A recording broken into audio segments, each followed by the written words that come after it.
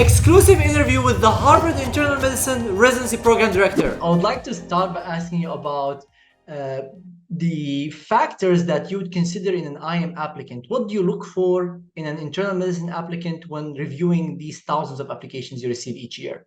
Yeah, thanks for the question. I think that for us, we've always, or at least I will say that during the tenure that I've served as a program director, we've really always applied what I call holistic review. So we're looking at the application in a kind of the whole part, and all applications are reviewed by at least one faculty member, and many of the applications are reviewed by two faculty members. And what we're looking for, I think there's a couple things we're looking for. Number one is we're looking for people who have demonstrated intellectual curiosity. They've really been interested in kind of asking the question why. And that question can come up in a variety of different areas. Why is it that some people do well with COVID-19 as an example, but some people get very sick with COVID. That's a classic example. But you can also imagine, like, why is it that we have health disparities in this country, and what are the factors that do that? So I'm not necessarily looking for anybody who's only focused on basic science, or only focused on clinical research, or only focused on health policy. We're just looking for people who are interested in answering some of those questions. And so we believe that kind of the root or the foundation of an outstanding clinician and someone who's interested in academic medicine is rooted in intellectual curiosity. So that's one of the things that we look for, and we try to kind of determine if there is. There are other factors that we look at in terms of the many of the other parts that we think are going to be important in this holistic review. We're also looking at whether individuals, what type of clinical experiences they had. Is that experience that's comes solely from outside the United States? Is there any experiences that they've had inside the United States? If they've been involved in some type of scholarship, what type of scholarship have they been involved in?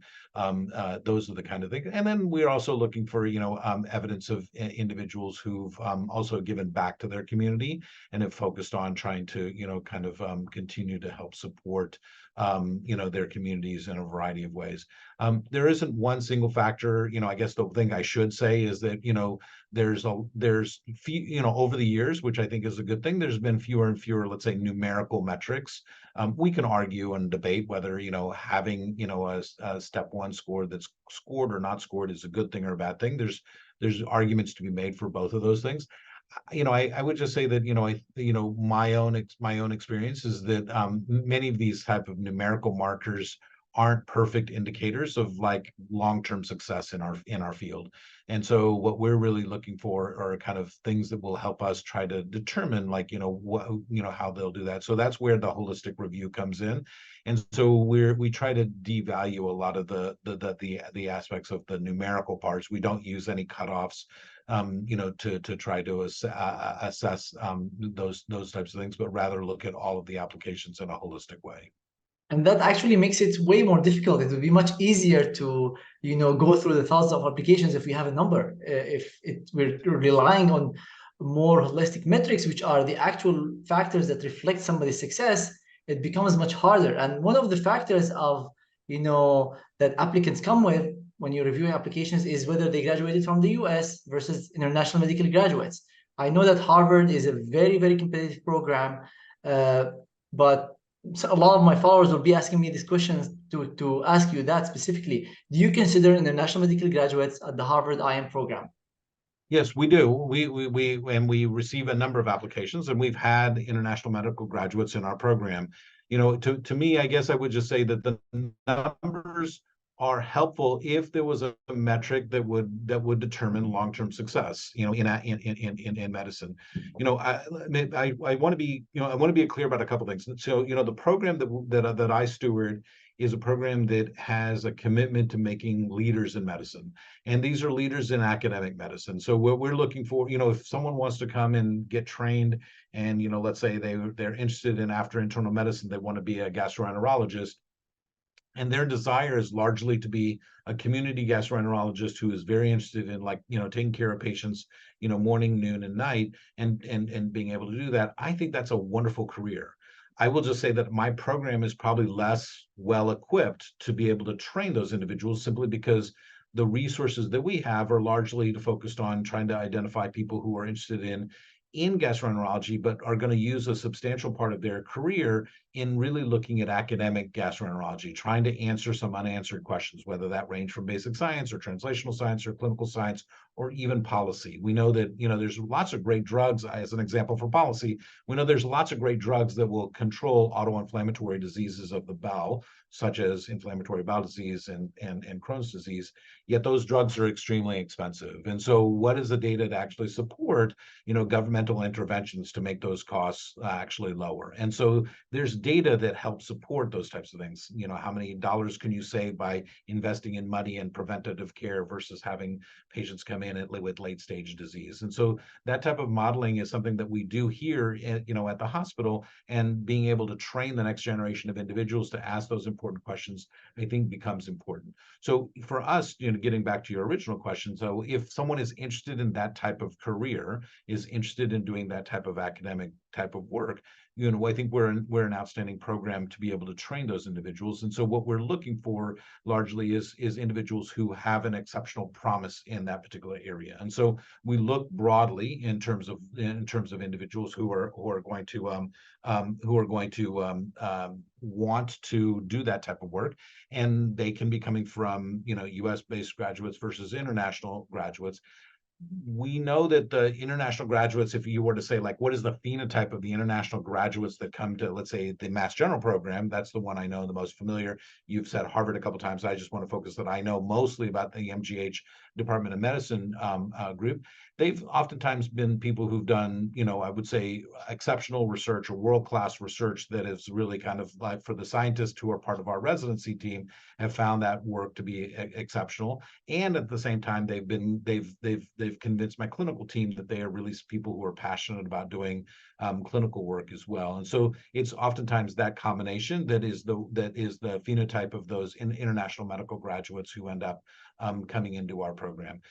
The challenge, I will just say, in my program, and I suspect it is in a lot of other programs, is that is the numbers, right? And you just alluded to the fact, like, if you do a holistic review, if you don't use a number, then it becomes harder to screen those individuals. And I agree with you. And I will just tell you that we spend lots of faculty hours doing the screening. I think the screening is very, very important, and we try to get that screening right. But let me be clear about one point. There are a number of people who apply to our program who are probably exceptionally qualified to be in my program, who would thrive in my program, that we don't interview and don't ultimately end up taking. And that's simply a reality of the numbers. On order, we get close to about 4,000 applications.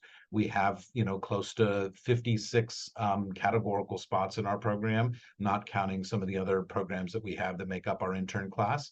And so, but when we interview about 300 individuals or so as we go through that process. Those are rough numbers in that area. So when we go from about 4,000 to 300, I will fully acknowledge there's going to be individuals that we are going to miss, and they are highly meritorious applicants. There isn't a natural cutoff. It isn't like once I see those 300, if you look at, let's say, 325, you'll say, oh, those people phenotypically look different than those 300. That's not the case. But our screeners make exceptionally difficult decisions in terms of how they go about that.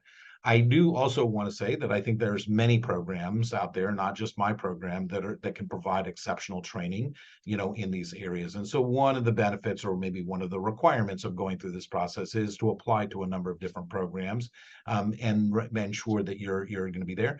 I will venture to say that most of those individuals will find a program that's going to meet the needs of what they want to do. And ultimately, at the end of the day, I think when you are in that program, it's what you make of yourself in that program, where you identify how you're going to be able to, excel and identify those resources that are going to be doing those things. You have two responsibilities in residency. It doesn't matter whether you do internal medicine or anything else. One of them is to become an outstanding clinician. So that clinical development is something that you want to focus on when you're in as a resident.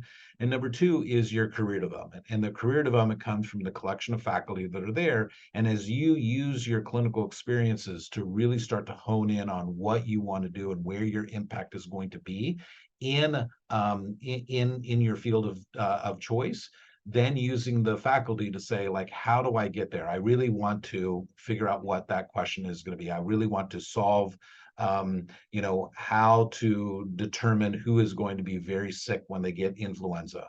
And then you can start to identify individuals who can help answer that question for you. So your goals are, one is develop clinical skills that make you an outstanding clinician, and then use the residency program, especially those academic focused residency programs, to identify mentors that can help develop your career development.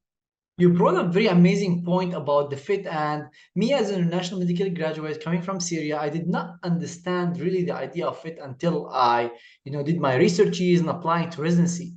And the example you provided for the GI doc who wants to be an amazing clinician might not be a fit for a program that maybe that trains a different type of applicant. Can you expand a little bit about the idea of fit and what do you recommend for the different types of applicants now going into the season, applying to your program or other programs? Yeah, I think, and I'm glad. I think there are several programs in the country, and I believe Harvard and MGH is one of them, where the name recognition is, quite frankly, international. And, many people know the name and they associate that with excellence across the board. And I guess, the way I see most residency programs, and, again, even though I was a Canadian citizen to begin with, I consider myself someone who's largely grown up here, went to a U.S. medical school.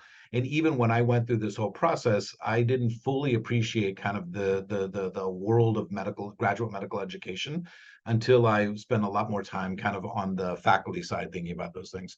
But there are the society.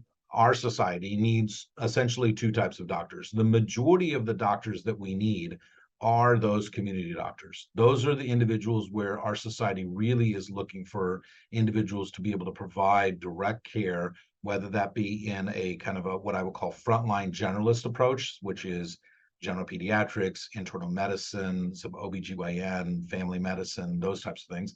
And then they need the specialists. So within internal medicine, that's gastroenterology, cardiology, but you can imagine neurosurgery, and then orthopedics and other types of surgical subspecialties that exist.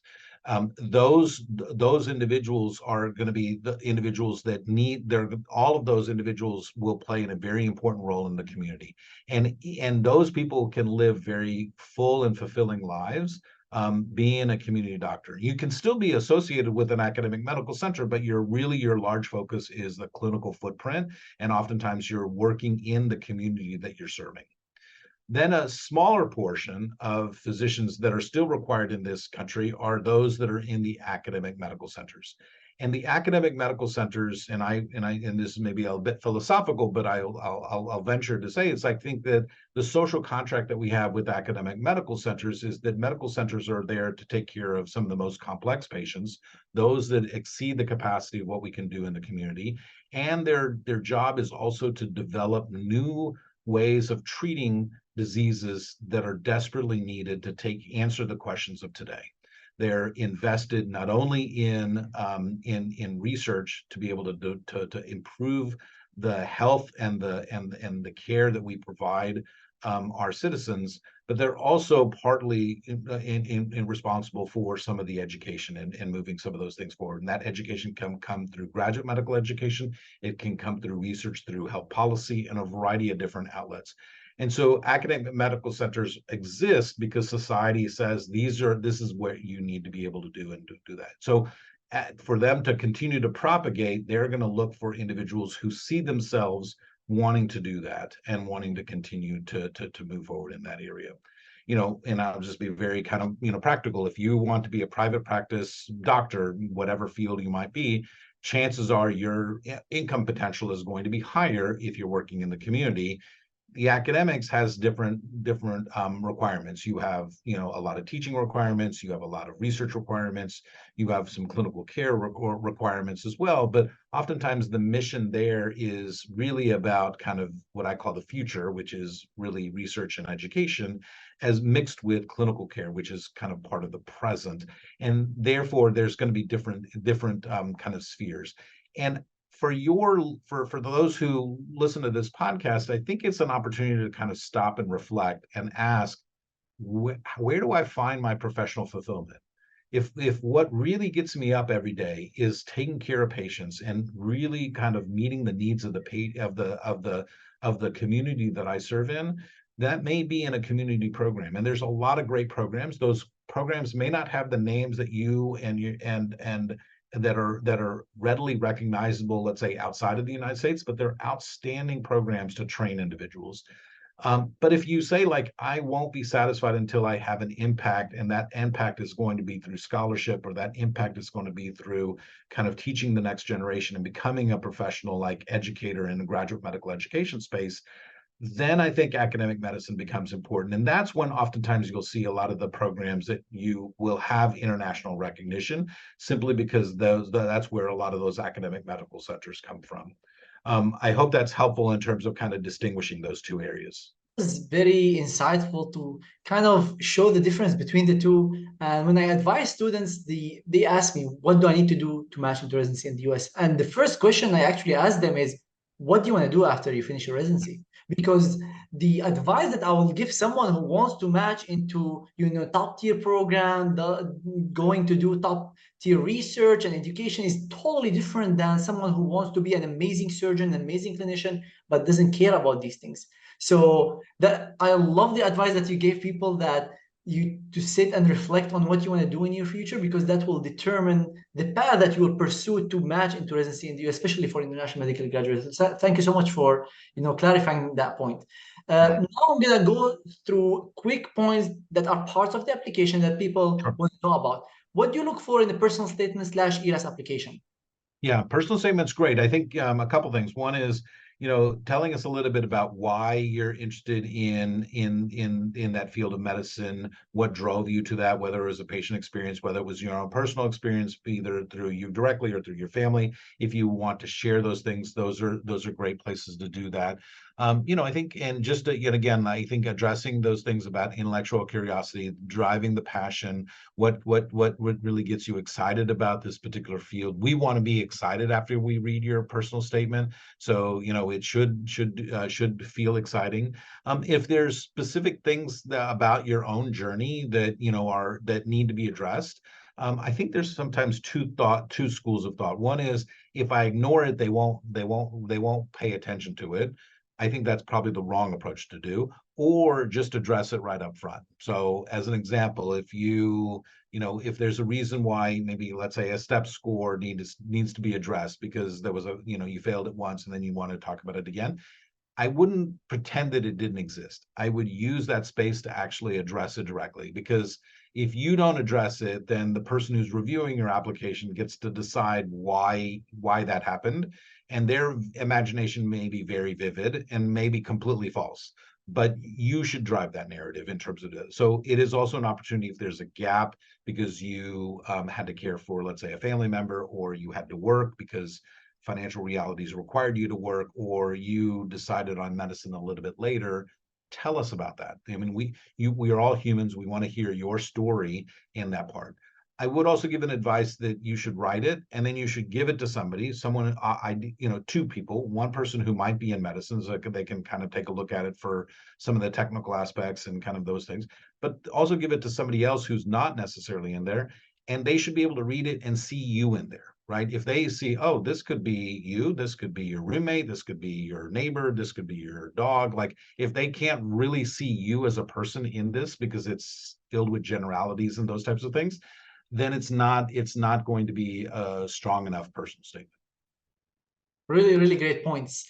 Moving on to the STEP scores. And again, as an IMG, STEP scores were, according to many people I talked to, very important, the most important things. But when I started the process, I know that they're important, but not as much as I expected. Now, step one is pass fail. The first question is, do you look at those who had a step one score while others have step one pass fail because they had the step one before it changed? And number two, do you look at step two score, how important it is? Do you recommend people to do it? Because I know a lot of American graduates do step two after they apply. So what are your recommendations regarding step two? Yeah, so for step one, I think probably the fairest way to do this, and we try to be equitable in those types of things, is really to just to determine whether someone passed or failed. And so, not to handicap somebody because they just barely passed or because they passed with flying colors, because we don't have that data for everybody. And so I think that it's as part of the holistic review, it's important to just think about whether the people have passed or failed. In that part, and if they failed, what was the rationale for failing, and how did they do to overcome those types of things? I don't think failing in and of itself should be the reason why anyone should stop in that area, especially if they've been able to overcome that barrier. Step two, I wish I could tell you that there's a uniform answer. So I'm going to give you my answer, but I also would acknowledge that there may be other program directors who might feel differently in that aspect. I don't feel strongly that you need to have that. And the reason I don't feel strongly about that is because I think that oftentimes medical knowledge in book knowledge that's there, I think is what's being measured there.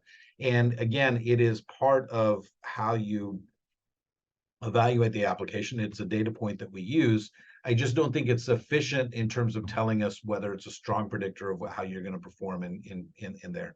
So we use that in addition to many things. If it's there, we'll use it. If it's not there, I don't think it's critical that individuals get there. And again, I think that someone who does, I don't know, has a 350, I know that score is not possible, but like if they have an astronomical score, like I don't necessarily think that person's a particularly stronger candidate. I know that person probably has, is capable of like doing those tests. We actually know we have some additional data, as others have identified, is that it goes, a lot of the test taking has a little bit about like how you approach these multiple choice problems. I know brilliant doctors who don't do really well on standardized exams.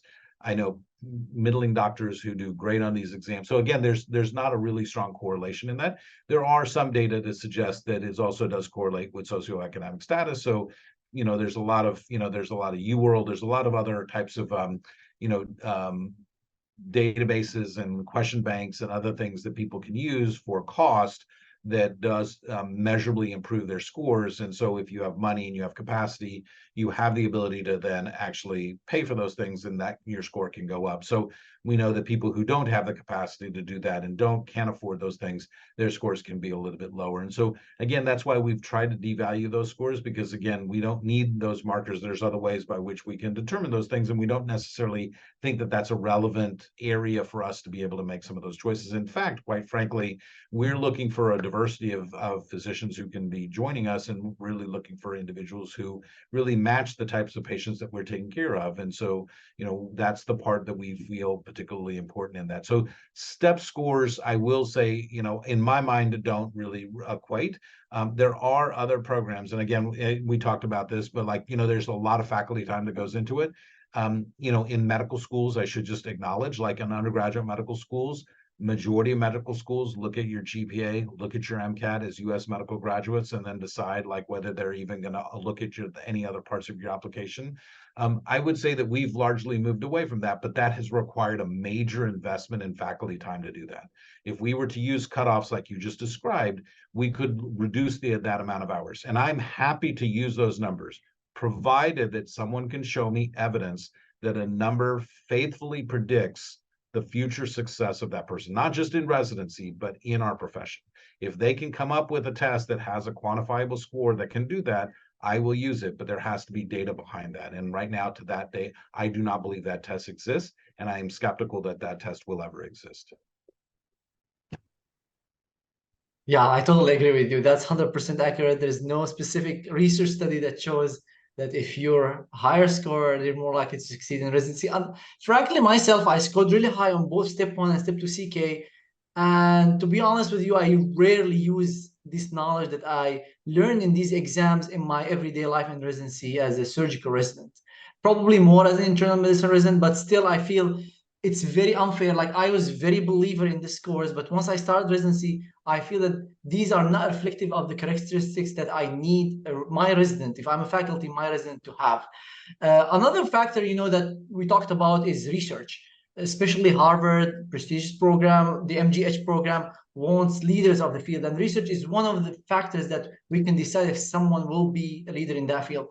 A question I get asked about a lot from people really interested in research, and some of those who do research to fill their application, is Should I do clinical versus basic science? Basic science, I might spend 3 years and might get nothing, while clinical research, I get a lot of papers, it shows on my CV. So what is the value of numbers versus quality of research, and clinical versus basic science when you and your faculty review applications?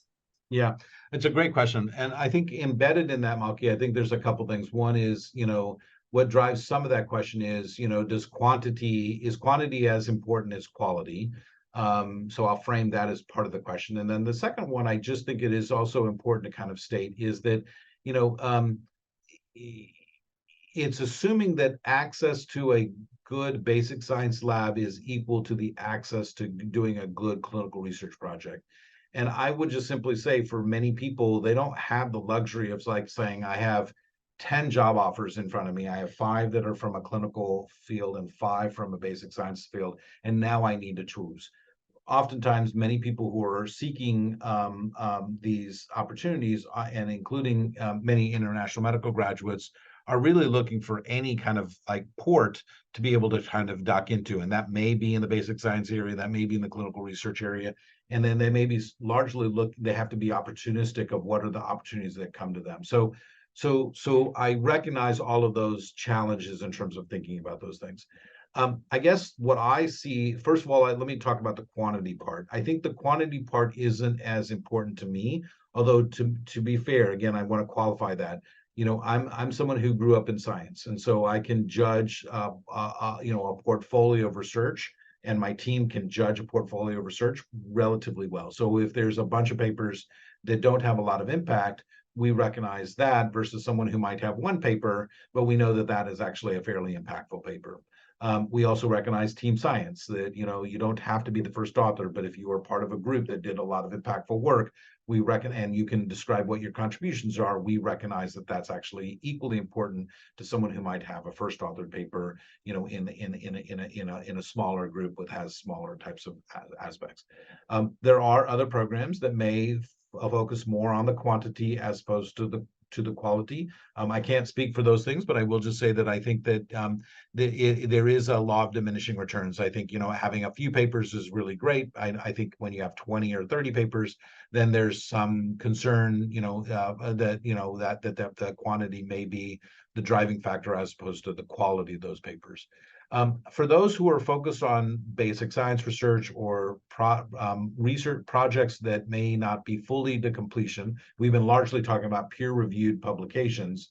We know that you're going to be applying at a certain time. Right now, in 2 days, a lot of people are going to be clicking submit to their ERAS application, and your paper name may not be ready. And so, what do you do there? And so, I guess I would say recently I've become a big advocate of preprint servers. So posting your paper, again, you have to do this in collaboration with your research mentor, but putting it on something like bioRxives or another preprint server, so people can say like, hey, here's some work. It's currently going through peer review, and it may get published. Most of us can look at those papers and judge, like what did it take? Because if it's a project that took 2 years to do, and you're in it, and you couldn't get it published because reviewer 3 wanted 3 more experiments to be done, and the mice aren't ready or whatever, that's there, then it shouldn't be held against you. If you have that paper that's already out there, we can see, wow, that's 2 years of really amazing work, and this is a great field, and we see your letter from your research mentor, and we can now measure most of your experiments with what your research mentor letter looks like. That's good evidence of that research productivity. That doesn't necessarily mean that you have your paper already done. So I am an advocate, if your mentor agrees, to be able to do these preprint servers, because it does give you opportunities to share your work more quickly, especially for those who are going to be judging your research productivity. That is great advice and great way of evaluating research. As that's a great point you mentioned, that someone with research background is able to discern what is good and what is not in a efficient manner. But some other faculty in other programs might not have that, and they might mainly look at numbers. So, but that also might reflect the fit of the applicants who will be doing real research in programs like yours versus just numbers and not as impactful papers. I want to ask you now about the away rotations. Very important factor for international graduates and also definitely for American graduates. Sometimes internationals do USCEs or like observerships, rotations. Can you tell us a little bit about the value of the away rotations for AMGs, American graduates, and the observerships or any type of rotations for IMGs? Sure. I think it does depend on different fields. So I will say, as a field, internal medicine doesn't value them as much. Meaning, like for instance, if you are interested in my program and you haven't done an away rotation, that's okay. You should definitely apply. I know that other fields, and I'm just going to be speaking a little bit out of my area of expertise, but I think in urology and some other surgical subspecialties, smaller programs, they really like those applicants have had an opportunity to have rotated in those areas, and so I think that that's helpful. In an ideal situation, if you are going to commit the time and resources to do that, it would be great if it could be done as a clinical rotation, because you have the opportunity to see the patient, evaluate the patient, share that data with the attending, and then get some qualitative feedback in terms of that. Observerships are ones where you don't usually have the opportunity to actually engage with the patient, and as a result of, you're watching the engagement, but you're not actually materially participating, and oftentimes as an observer, you're not permitted to do a physical exam on those. And so the attending can write a letter, but those letters oftentimes only speak to your intellectual curiosity, but they don't really speak to your clinical skills. And so the reason that U.S. medical experiences are helpful is that you may be coming from the very best medical school from your country, and you may be the number one graduate, and you are truly outstanding in every way. The problem is that for my screeners and myself and many other people here is we don't have as much familiarity with your program. So we've not had a graduate out of your program, and so we don't understand how rigorous or not rigorous your program has been and how those individuals thrive or don't thrive in our program. If I have a resident coming from a U.S. medical graduate, by and large, I have a strong sense of what a graduate, not specifically, but the phenotype of that graduate and how prepared they are to do the kind of the work in our area. And that relates to some practical things like, how facile they are with our electronic medical record, how, are they capable of, assimilating data from a variety of different electronic and non-electronic sources. Those are the aspects that are helpful in terms of judging those things. And so as we start to think a little bit about those things, that's where those U.S. So when someone writes me a letter and says, I had the opportunity to work with a person who happens to be an international medical graduate, and of all of the students at XYZ medical school in the United States, I put this person in the top 15%. That means a lot to me in terms of like how I can judge that. Now, having said all of that, COVID has been a real barrier to individuals getting access to that. And we recognize that. And we're certainly not in a position where we want to penalize students because US health systems have made it very difficult for international medical graduates to get into these programs. I will just say a lot of the visiting clerkship programs that are done in our hospital are administered directly through Harvard Medical School, and Harvard Medical School has not turned it on for international medical graduates. I think it's a regrettable decision, but that is the decision that Harvard has made. And so we recognize that. And so we do our very best, but what we're really trying to do is try to gauge with as much data as possible, how will you do in a U.S. system? Because recognizing the U.S. system is a little bit different than many other systems around the world. And we're looking for data to help answer that question. Yeah, definitely. And I see a lot of IMGs that think, oh, this is unfair, for me to not be put on the same level. But once you start residency, even me in the shoes of IMG, the systems are totally different, not slightly different. There is a huge variety in, even between Europe and the US. So I feel that you would definitely have to spend some time in the US. Know if this system is what you're looking for, do you want to do residency in this system? And second, for people to evaluate you and give that thumbs up, the green check that you would be functioning well and thriving. And I love the idea of, the letter of recommendation. Who is it coming from? Is it from someone I recognize, who knows the system that is giving good testimony about you, or just, a random letter from someone who maybe working in a private practice, doesn't testify, you didn't do much with them, and that happens to a lot of international graduates. So now I want to move on to interviews. The interview process, a lot of people might be viewing this video at the time of the interview. What advice do you give for people interviewing at your program, internationals or US students, and how does, give us an insider view of how does the interview process works at MGH? Sure. So we do things maybe a little bit differently. Is we do one team-based interview, and even before virtual interviews, if you came to our campus, we would have you meet, and that was typically with 3 faculty members and 1 senior resident. And the reason we did that is actually when you have one interview with multiple people there, it actually reduces bias. We actually, because if you do 4 separate interviews, one person will say, oh, Maki was great. He was wonderful. And then the other person says, oh, he spent all his time looking at his shoes and I never really had a great conversation. They have very different opinions. It's like someone watching a car accident. They give you like 2 very different stories of how the car accident happened. And like, you're trying to figure out like, what is the truth? Where's the truth lie in all of those things? But when you put everybody in the same room and they share their own opinions about how they answered it, it turns out to be very helpful. So we do it in what I call a team-based interview. That's the exception. Most of what you're going to go through is going to be a series of one-on-one interviews. They will be largely, and they should be exclusively by Zoom. So, a couple things. There's some, typical kind of Zoom etiquette. I mean, we don't want to, and we will not judge like what's behind, in your background or something like that, whether you have like, snacks in your office or whether you have like a Western blot, hanging up there, or whether you have your coat sitting over there. We won't judge you on any of those things. That's not what we care. We care about the content of your character and the passion that you have, that you bring to that. I do think it's important to think a little bit about time management. You are probably going to have 30 minutes. So if they say, tell me a little bit about yourself, and you finish about 26 minutes after the hour started, and that was the only one question you got to, that's probably not going to be great. So think about what your elevator pitch is going to be. What are you going to say in a succinct way? You kind of know some of the questions. Tell me a little bit about yourself. Why are you choosing this program? Why did you choose, fill in the blank, internal medicine, neurosurgery, one of those 2?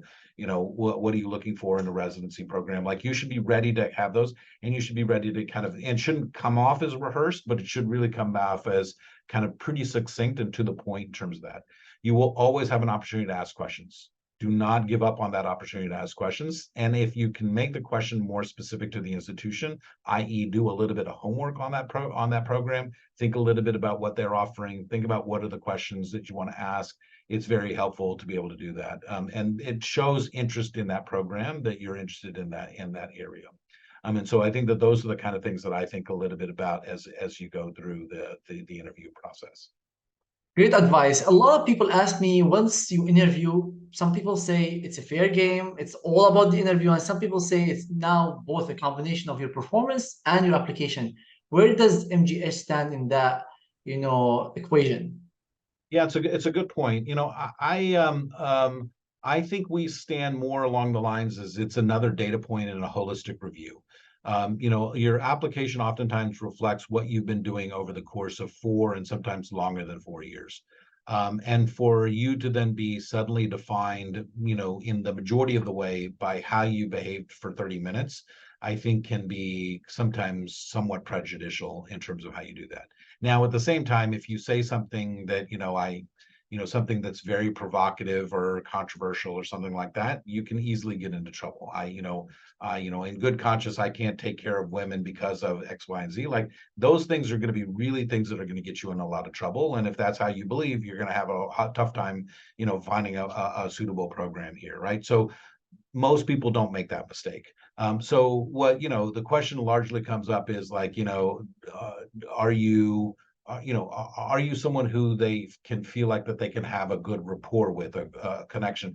And so part of it is, you can think of it as an interview process, but I think as the applicant, this is much easier for me to say and much harder for your viewers to do, which is just make it a conversation, just like you and I. We're just 2 people sitting here having a conversation and talking, right? You're asking me questions, I'm answering those questions, and we're just kind of going back and forth. I'm having fun. I'm hoping you're having fun in terms of doing those things. And that shows to other people in terms of like how you do those things. And so like, if that's how you come across, that's going to be the best way that it happens. If you feel like, this is it, this is the big one, I'm going to do that, and you feel like you're like strapped in and you're about to get on that roller coaster and it's going to be the ride of your life, and you're like terrified about those things, people will pick up on those things. And so I think just try it as much as you can enjoy it. Again, I will say it's much easier for me to say that. I'm well past the time that I'm doing a lot of these application process. So, but at the same time, if you can try to enjoy it and relax, and just have fun, and just say that you're just having a conversation with somebody who genuinely is interested in learning a little bit more about you, and then just go with it, I think that that's fun.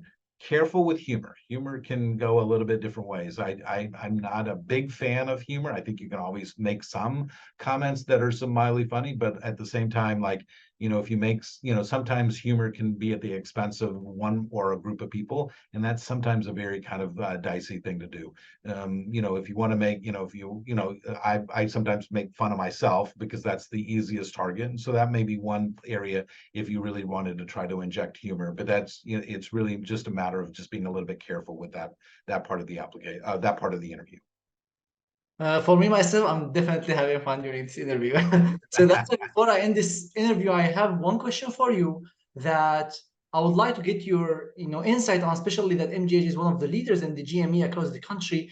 Where do you see the graduate medical education, especially residency in the US in the future, and the combination of the work-life balance, the resident wellness, a lot of talking now about unionization of residents. Where do you see residency in the future? Yeah, so I think those are all really important questions, and I think that like many things, there are lots of significant changes that are happening, not only within medicine, but then how we train medicine.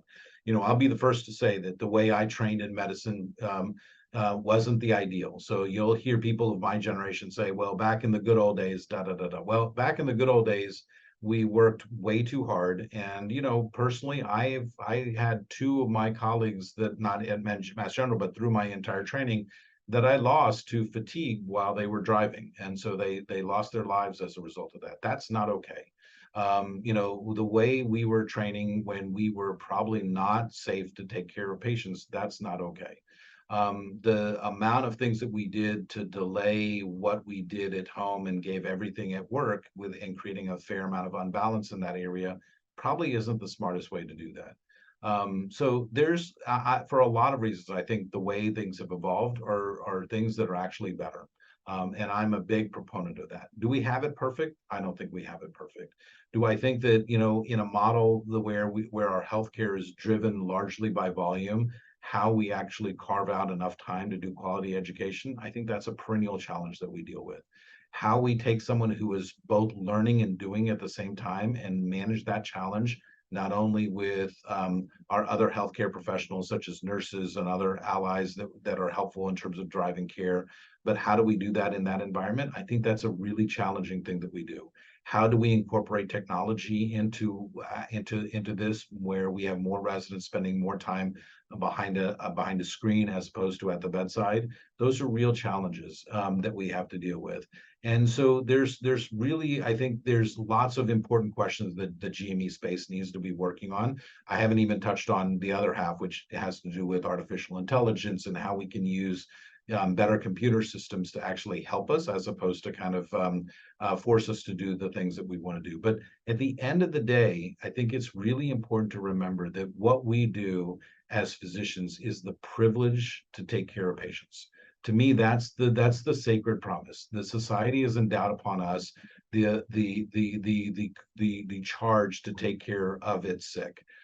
And we do that and it's a very human experience. And what we need to be able to do is be able to take care of patients at their greatest time of need, and to be able to walk with them through that journey to ensure that whether they're going to get better or walk through the journey towards the end of their life, that is part of what it means. And that is a responsibility that we all take and we all do. And so as long as we continue to remember that, despite all of the kind of the pressures that we have in medicine, the challenges of what an increasingly corporate field of medicine looks like, that what we do matters, and what we do is special, and there's very few people and very few individuals that have the calling and the privilege to do that.